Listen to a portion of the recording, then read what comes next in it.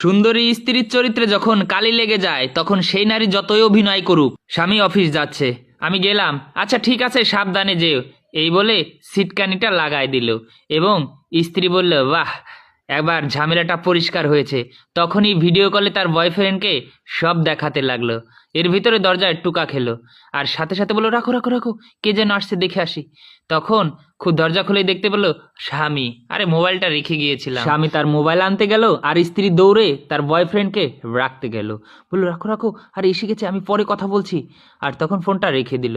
আর স্বামী কিছুটা আন্দাজ করতে পারছে ভিডিও কল কাটতে চাচ্ছে, ফোন হ্যাং হয়ে গেছে। স্বামী কিছুটা দেখতে পেয়েছে, স্ত্রী টের পেল।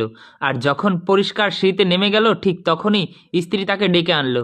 আর নিজের ঘরে যখন অন্য পুরুষকে ঢুকতে দেখলো সেই ছেলে কি হতে পারে, তখন ঢুকেই দেখতে পেল তার মধুচন্দ্রিমা করছে তার স্ত্রী।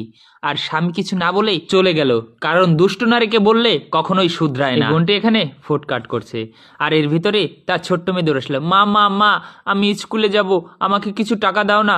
মা, সকাল থেকে কোনো বেচা কিনা হয়নি, বেচা কিনা হোক তোমাকে আমি দিব।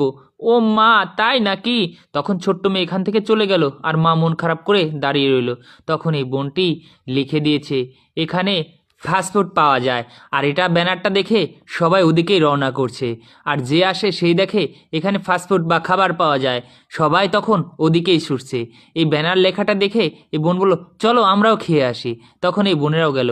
আর এদিকে মা এই একের পর এক খাবার রেডি করেই যাচ্ছে আর দোকানে ভিড় লেগে গেছে। এক পর্যায়ে বোন সব খাবার বিক্রি করতে করতে এতটাই ব্যস্ত হয়ে পড়েছে নিজের মেয়ের প্রতি কোনো খেয়ালই নেই, শুধু খাবার বিক্রি করছে। আর সবাই এত বিক্রি দেখে অবাক হয়ে যাচ্ছে, হঠাৎ কিভাবে এত বিক্রি হলো।